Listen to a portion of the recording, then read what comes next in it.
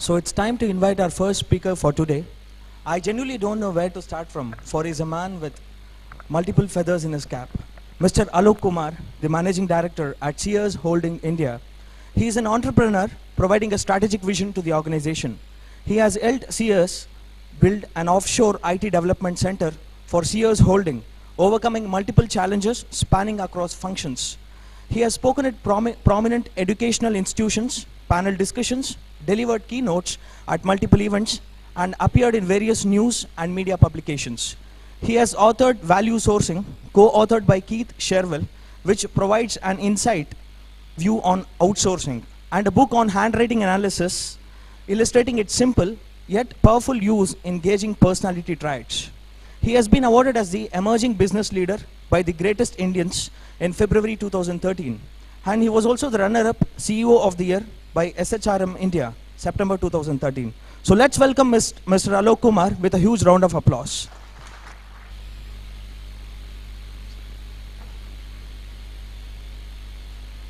So good morning, friends. All right. So I'm typically an extempore speaker. What comes in my heart I speak. And I think we'll have a good time for next half an hour, 40 minutes, till whatever time I feel you all are enjoying whatever I'm discussing. But I'll start with a question. What is most dear to you? What is most valuable to you? I know you're so many, so I'll give choices. Is it the money? Anybody who says money is valuable, just raise your hand. Is it your family? Right. Now, another most important, your own life. Is it that? Well, I think most of you ended up raising your own life, right? I mean, I have. I value my life more. Okay. But it's very intriguing for me and everyone else to understand. Why is it these soldiers, who are ordinary people like you and me, risk their life? What motivates them to be heroes when it's very difficult for any one of us to just go even near to zone of danger, right? What is it? What had made them and transformed them into someone who was so different than us? Now, that was a question which kept on, resonating in me. And I'm an avid reader. I'm an avid war history reader. So I read a lot of war history books, and that's something which ends up giving me a lot of ideas and a lot of motivation and a lot of secrets which come out, which helps me change the way I look at HR and people. And I think as I go by, you'll understand what I'm trying to say. I ended up taking interviews of some of the war heroes, the Veer Chakra, Paramveer Chakra people, just because I wanted to know. Everyone gave me one answer. Why they are heroes? Do they love their countries? Probably they love their countries as much as we do. They're no different. But then what is the key reason? Always the answer was one. We fight for our Paltan. We fight for our colleagues. We fight for the ijjat of my unit. Now that's very unusual. We don't even know that the fighting is happening for the unit and the command and the leader and the people who are along with us. It's not the country. So understand why that transformation happens, because it is the team which matters. It's people, it's we which matters. And then if you take it on a larger scale, you will understand where HR succeeds or fails. It is we, it's the team which finally matters. I'll give you another story, another angle to the HR. Well, we'll forget about war for now. The next one was after war. You understand Japan as what it is today, right? One of the most advanced countries in the world. Many of you know that Japan was absolute in shambles after World War II. Everyone, right? Every one of you know. Their manufacturing was totally bombed out. There was nothing left. They were struggling. They were struggling to come back on their own feet. And they started producing a lot of things by simply copying, right? So they copied Americans, they copied Germans, they copied whosoever they could see, and ended up producing things. You know, I still remember Komatsu, the earth mover company, India happened to buy a lot of earth movers. Not a single earth mover lasted for more than 40 hours. It was such a bad quality.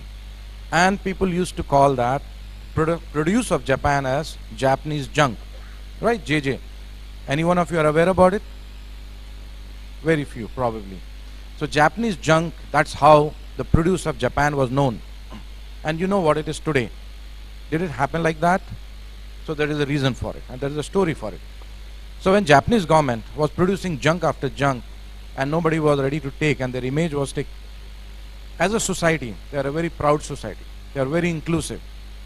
And they realized that they may have to look out for help outside if they have to change and transform. For the first time in Japan, they invited Americans to tell them, how can we make our quality better? So there were two leaders who were picked by Japanese, J.M. Jurang and Deming. Some of you might be knowing their names. Now Jurang and Deming went to Japan, and in one of the meetings they asked a question. So all the Japanese workers and the manufacturing leaders were sitting there. The question was asked, so who is responsible for quality? So everyone started looking at 2-3 people sitting in one corner. I say, so who are those people? He is a quality manager. Right. So okay, the responsibility of quality is quality manager's job. I say, no. Quality is everyone's job. And that's the difference. It is just one line which made a big difference to Japan, what you see today. It is everyone's job. So this is again HR. HR is not about HR manager. It's about everyone. If someone says HR is led by HR manager, sorry, that's wrong. I refuse to believe, and I say no. It's a vintage area. It's a vintage technology, because HR was created for a different reason. I don't know how many of you know, because I read history. The purpose and the creation for HR was for the purpose to help mass production. It is in the beginning of the Industrial Revolution. HR was used to box the thinking of people. It was made to ensure that the people are uploaded in the industry in mass level and taught how to just follow actions. How to just follow actions to help them do mass production. But even education system was tuned for that. But what happened? Things started changing. HR did not change that much, because the processes still, in most of the time, is related to process, boxing, making sure, when I say boxing, it's not this boxing, boxing the thoughts, putting boundary walls. You are only supposed to do this, you are only supposed to do that. This is my vertical, this is your vertical, don't come in, don't come out. And this is where we get totally boxed. HR, just like what Japanese taught, is everybody's job. Now, how it is everybody's job is not about you all step in and say, no, I need to know salary of everyone. It's not that. But when it comes to, it's more about the feeling. It's about responsibility. I'll go to the third part. There is a small true story. Once a tourist went to Thailand and was surprised to see that even big elephants are tied to a small rope and they are not moving. They are just held there and they are just feeling themselves as captive. So he asked the Mahat, said that it's very surprising. These elephants have much more strength than what the rope can give them. So they can just snap the rope away, but why are they not doing that? So the Mahat told, it's very easy, sir. When they were small calves, that time I tied them with same rope, and their strength that time was not enough to break that. So when they have now grown up, they continue to think the rope is strong enough, and so don't even attempt breaking it. And that's the reason why they are not able to become free. Think back, whatever I am telling. Don't we have similar ropes in our mind almost in every walk of our life? I'll tell you another incident. People say it's mythological, but I treat it very close to my heart. Lord Hanuman, when he had to fly to Lanka, he was on the beach of Rameshwaram, and all the saints told, Hanuman, you are the right person. You go to Lanka and give this token to Sita. Hanuman was wondering, how do I cross the sea? It's very difficult. I don't know how to do it. And the saints kept on telling him, you have the power to fly. You have the power to fly. He said, I can't even jump. Try, try, try. And then he tried and he flew. And we all know, most of the photos what we see, Hanuman is flying, right? Even taking mountains on his hand. Now, that may or may not be true. We don't know. But it signifies a very big lesson. The lesson that we have boundary walls in our mind, just like the elephants have, just like Hanuman had. First is making sure that you are taking people along. It's we. The second, it's about the leader who can motivate, who can give a purpose. And third, a leader who can help break all the mental boundaries. If a leader can do these three things, I'm sure the transformation becomes an order of the day and not a very big event. Now, I'll just take you through my own story to emphasize that. It's not that I was born with a lot of leadership skills, or is it not that what I am today. I'm sure there are thousands and millions of people across the world who are doing a lot more than what even I can think of. There are a lot of people here who have potential to do much more than what I have done or many more people have done. But the thing is, the mental boundaries, the purpose, the motivation and the team spirit is lacking somewhere. And if we can bring that together, I'm sure we can change. My life started in a very unusual way. My father was a very low-level employee in CBI. So he was a spy, in what you know in colloquial term. He was a spy. And he used to stick his neck every time in countries like Pakistan and Bangladesh. What we know today is Pakistan, risking his life multiple times. So we didn't see him when we were child most of the time. Most of the time he used to roam around. And those were the people who were basically exploited the most, because there used to be armchair generals sitting behind and pushing the foot soldiers to fight for their lives and fight for the country. Now, when that happened across, we didn't see most of the best things in life. When I got into my job, I had nothing to lose, because I had only 1,800 rupees in my pocket that time, and that was all the asset. I had nothing to lose. Just keep trying. And over the period of time, I learned, worked for 16 hours. I was self-motivated. Well, like most of you. My first unusual experience happened in my second company, what called a UT Limited, which is based out of Kolkata. While I was in my first company, which is today called Caterpillar India, the chairman of UT Limited happened to see my good work, and he recommended the chairman of Hindustan Motors to transfer me to his company so that I could computerize his company. Now, by the way, I'm not a computer engineer. I'm a hardcore mechanical engineer who started my career in assembly line as quality testing. My first formal education in IT happened to be right on my job. The first commands I wrote was right in my job.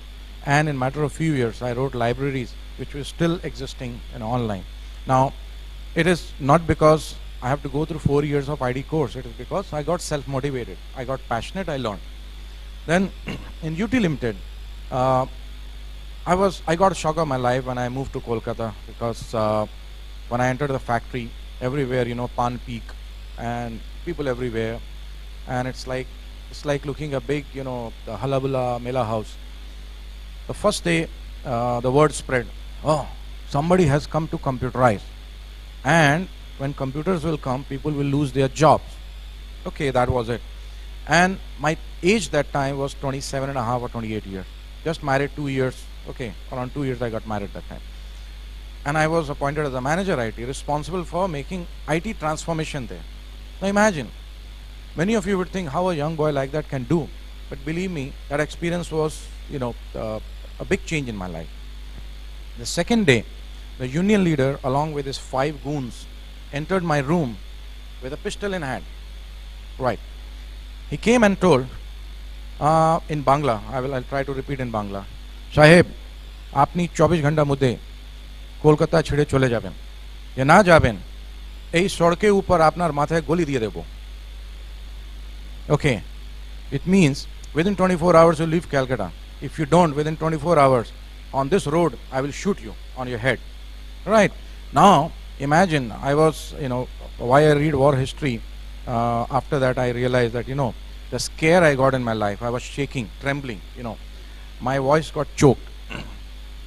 I think it will be many of us who will say, no, I am a coward. But yeah, it happens at times.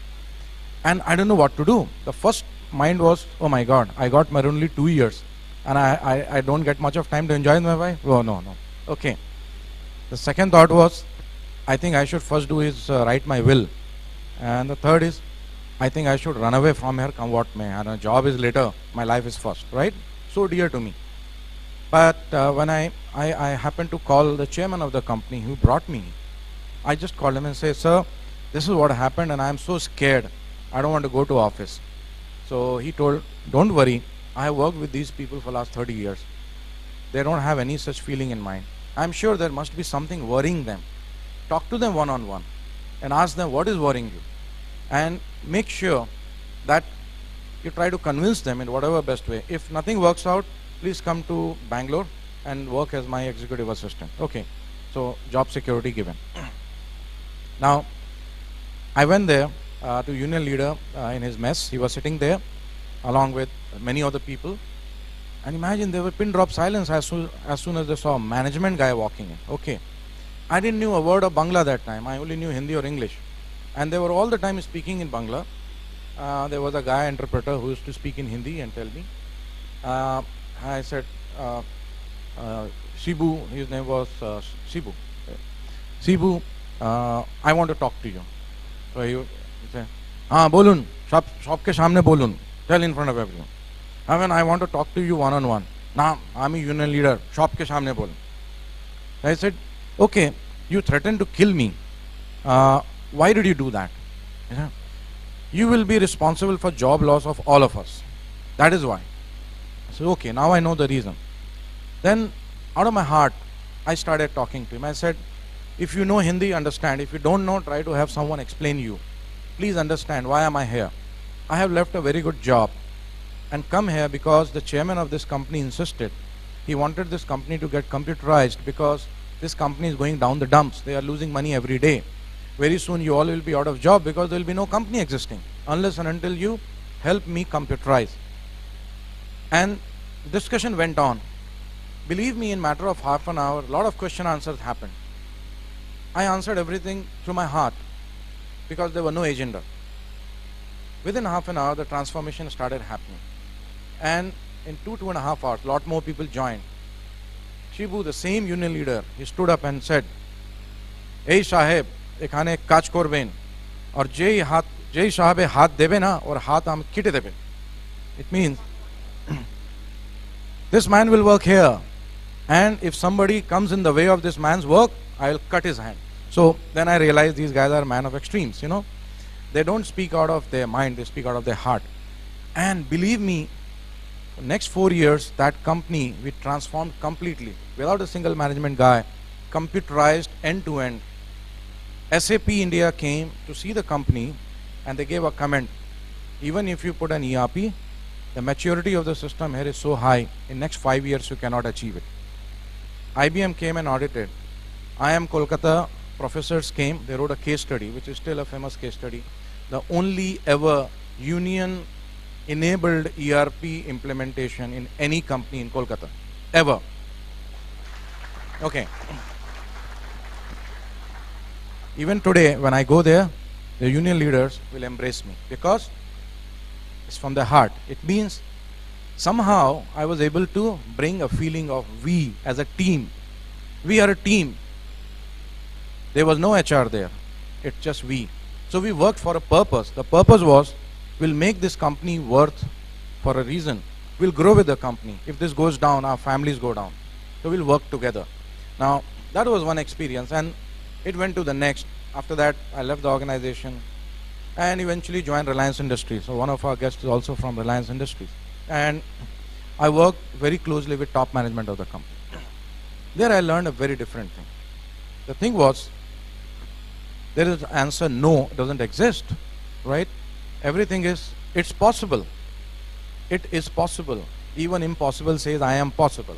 Now, I really wondered when Jamnagar refinery was getting constructed, the second phase, Bechtel, which the company, the global best practices in oil refinery and manufacturing and construction, they came and told the whole plant will take minimum 36 months to be constructed. Mukesh Ambani came in and he said, my team can do in 24 months. They started laughing. Please don't try to, we are expert, we have done for ample number of years. Said, okay, let's see. It happened. 23 months, not even 24, right? In spite of the fact there was a cyclone which destroyed a lot of things, recreated. Why? Because the mental boundaries, it can't happen, doesn't exist there. And we learned it.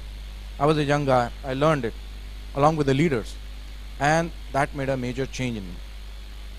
So if you see how the whole transformation happened, my Sears life came much later. After I completed my stint in Reliance, I had an opportunity to get into something very unusual. The unusual thing was the CIO of Sears in US, in Chicago. The Sears is a big retail organization in Chicago. It's a $40 billion company. It's a Walmart and it's basically our competition. Now, Kmart and Sears belong to the same group of companies. Now, they wanted to start an offshore captive. When I say captive, offshore ID development center. And the management was not really ready in their mind. So my boss, the first boss, he happened to be one of the person I knew. He called me and said that if you can convince the management of Sears, you can lead the company. But convincing the management would be so difficult, I didn't realize. Because it took me 6 months, 40 lakh rupees of my personal money and my job, which I was really enjoying a lot, right? Because the condition was, you will have to leave the job, show me the evidence that you have left, and then come and start convincing the management by showing, you can do all these things. And if they agree, you can go and start. So I followed my heart. I said, it's a great opportunity. I think I peaked out. I have reached the glass ceiling and, I can't move up. Let me do that. Yes, journey was very difficult. That's a different story. And I am Ahmedabad. I put a whole story, a case study around that, creation of Sears, how did it happen. It's very interesting, but when I look back 5 years back, 5.5 years back, I didn't realize that we will be so successful. So successful to the extent that even yesterday, we have won the CII award for HR excellence. So, believe me, till today, more than 10 national and international HR awards my company has got. Because HR for me and my company is not HR manager's job. HR is everyone's job. And I take personal leadership to make sure that happens. So in Sears, for 3-4 years, we kept on getting a lot of work from Sears Holding. 2 years back, I realized that for one customer, there is a glass ceiling. After some time, you cannot grow. And you need to transform from being a single customer captive to a multi-dimensional company like what Infosys Wipro is. But the transformation, I think, was much more difficult than what I realized, because most of the people had mental boundaries. The purpose was, I'm having a good life, why should I do it? Is it because of money? Is it because of the satisfaction what I'm getting? But then it is that we could convince people, bring people together, and the performance what the team did was so good that one of the leading sales strategists in the United States came back to me sometime back and he told, I want to do a case study on you, because no one could really make such sales and transform it by not having anything. There was no sales guy, there was nothing, but still you closed $1 million worth of business, several $1 million in a matter of 1 year. How could you do it? My own boss, current boss, he still refuses to agree with me. He says, no, I don't realize, I don't understand. But the fact is, personally, I don't see any mental boundary. If my boss says no, even today, I say, no is not the answer I want. Because if you say no, give me reason. Convince me or I convince you. And somehow the life goes on. So the transformation, what do you see together, what you see here is a journey. It's not a goal. So this goes on every time. Today, whatever we are, tomorrow we need to be different. Ecosystem changes. context changes, but what remains constant is the people. And you have to make sure you understand one thing. The drivers of the people remain the same three: the team, the leadership for a purpose, the involvement, and the mental boundaries.